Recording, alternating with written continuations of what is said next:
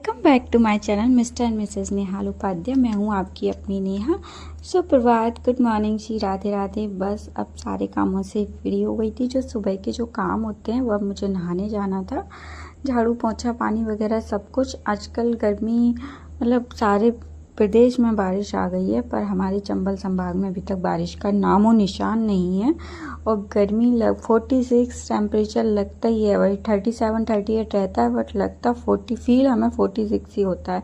अभी सुबह के 7 बज रहे हैं और गर्मी इतनी हाई उस पे है कि पूछिए मत, आप देख सकते हैं।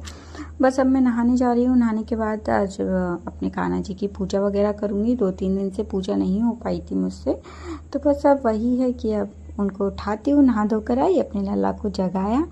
बस वो प्यारी सी नींद ले रहे थे, तो श्री राधे राधे राधे रानी का नाम का जाप करते हुए उनको अब जगाते हैं। तो बस अब उठाने के बाद में उनकी जो पूजा वगैरह है अब वो करेंगे, क्योंकि मेरा हमेशा से वही रहता है। सब सुबह सबसे पहले उठ के अपने लड्डू गोपाल को जगाना, फिर उन्हें जल देना, उन्हें दूध वगैरह देना, उन्हें स्नान करवाना।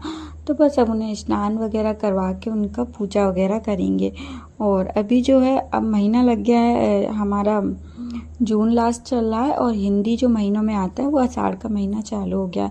ये महीना बहुत ही पावन महीना होता है। इसमें बहुत सारे अच्छे काम भी होते हैं। आषाढ़ के महीने में जो लोग कथा करवाना होता है, रामायण करवानी होती है, और जो सुहागिन वगैरह होती हैं वो करना होता है। मतलब ये महीना दान पुण्य की दृष्टि से बहुत अच्छा होता है। उस महीने में हम वो सारी चीज़ें कर सकते हैं।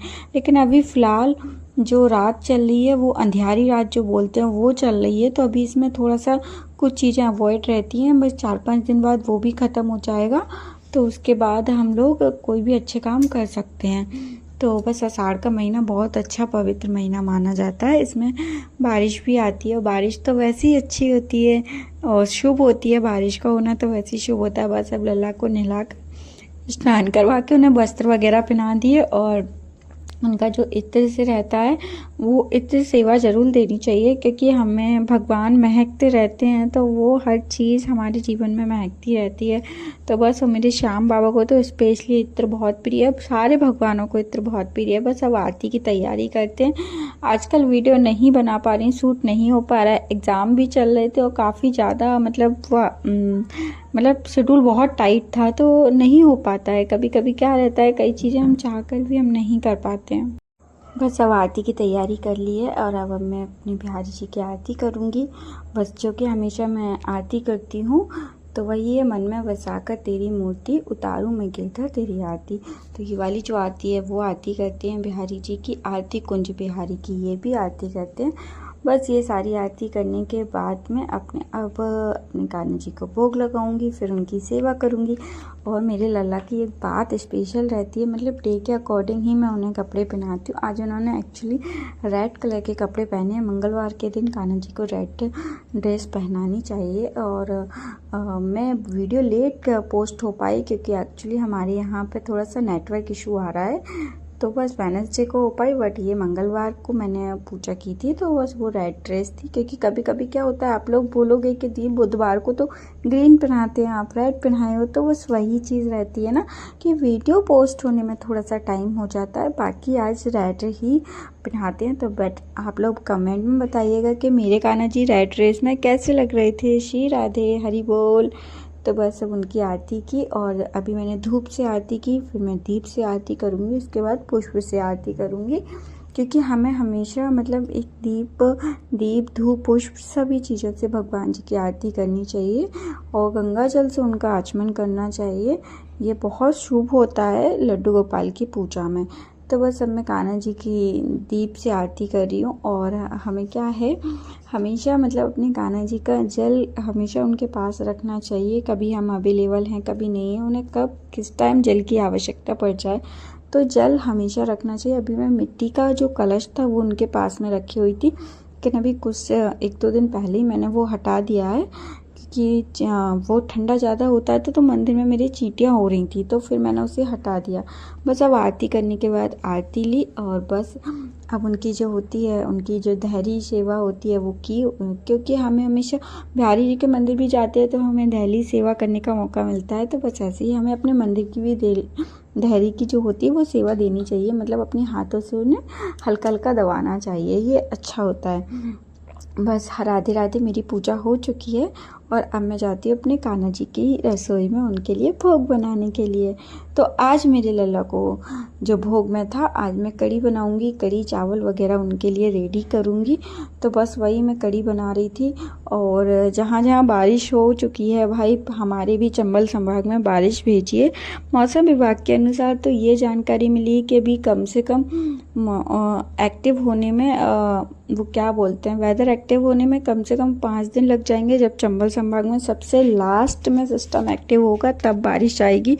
तो आई होप कि जल्दी बारिश आ जाए, क्योंकि सच में अब गर्मी कंट्रोल नहीं हो रही। न्यूज़ देखती हूँ क्या रही, यहाँ बारिश हुई वहाँ बारिश हुई, तो यार बेकार लगता है कि यार हमारे यहाँ बारिश नहीं हो रही है, भोपाल इंदौर सारी जगह बारिश हो रही है।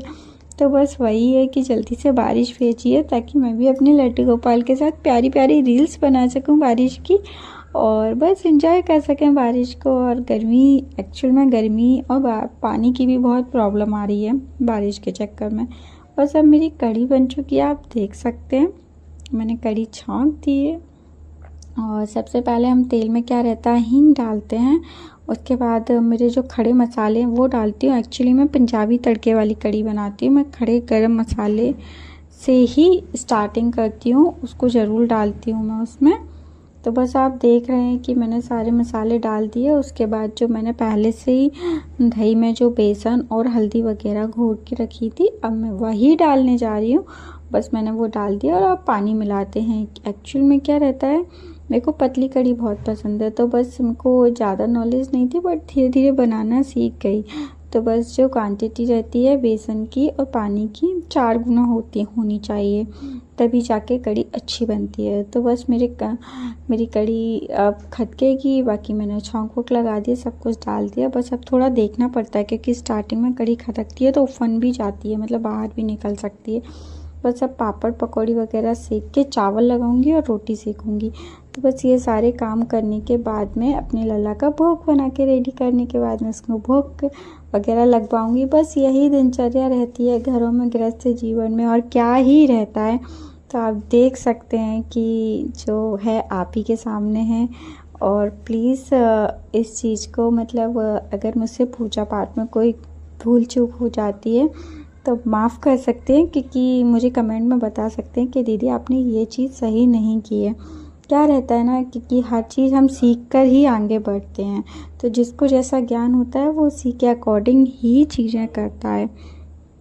बस वही मैं कर लेती हूँ, जो मैं सीखा है वही मैं आप लोगों को दिखाती हूँ। तो बस मेरा खाना वाना बन गया था, अब बस मैं फ्री हो गई थी। अभी टाइम हो 10:30 भी नहीं हुए और मैं सारे कामों से फ्री हो गई। बस अब भोग भोग खिला के उपाध्याय जी का वेट करूँगी, वो आ जाएंगे तो खाना वाना खिलाएंगे। और अगर आपको मेरा ब्लॉग पसंद आया हो तो प्लीज़ लाइक शेयर सब्सक्राइब ज़रूर कीजिएगा मेरी वीडियो को। Thanks for watching my blog. Radhe Radhe, Hari बोल।